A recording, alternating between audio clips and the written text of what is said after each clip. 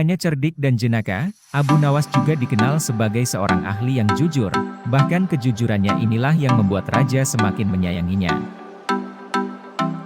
Namun tidak semua percaya dengan kejujuran Abu Nawas, termasuk bangsa jin pun salah satu makhluk yang tidak percaya akan kejujuran Abu Nawas.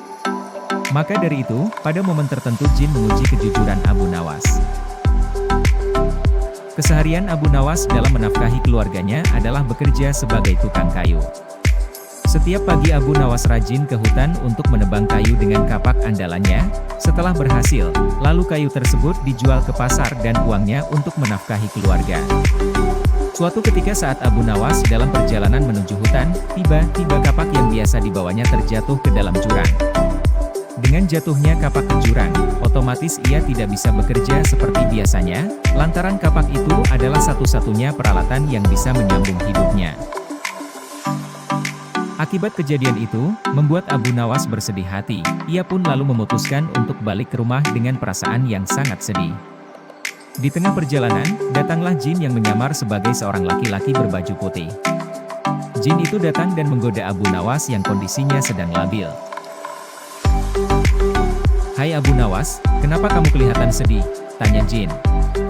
"Kapak saya satu-satunya telah jatuh ke jurang. Kalau begini bagaimana saya bisa bekerja?"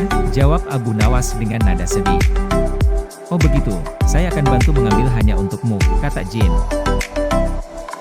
Berapa saat kemudian, sang jin pun turun ke bawah jurang dan ternyata jin tersebut memiliki keinginan untuk menguji kejujuran Abu Nawas, yang sering ia dengar. Maka terbesit di benak jin, untuk memberikan kapak lain yang terbuat dari emas. "Wahai Abu Nawas, apakah ini kapak MU?" tanya jin. "Itu bukan kapak saya jelek kok," jawab Abu Nawas. Lalu jin itu kembali turun ke dasar jurang dan kali ini ia memperlihatkan kapak yang gagangnya berlapiskan mutiara dan intan, kepada Abu Nawas. "Apakah ini kapak MU wahai Abu Nawas?" tanya jin itu kembali. Bukan itu. Kapak saya sudah jelek kok," tegas Abu Nawas. Untuk ketiga kalinya jin itu turun ke jurang dan memperlihatkan kapak yang biasa Abu Nawas gunakan. "Iya, itu baru kapak saya," sahut Abu Nawas kegirangan. Mendapati itu, jin kagum dengan kejujuran Abu Nawas. Ia pun mengakui bahwa Abu Nawas memang benar-benar seorang yang jujur. Lalu jin itu berkata kepada Abu Nawas, "Hai Abu Nawas, seandainya kamu mengaku kalau kapak emas adalah milikmu, tentu saya akan memberikannya padamu meskipun saya tahu kamu berbohong. Akan tetapi kamu malah berkata jujur dan apa adanya," kata jin. "Saya adalah orang yang selalu bersyukur dengan apa yang saya punya dan saya tidak mau mengambil sesuatu yang bukan hak saya.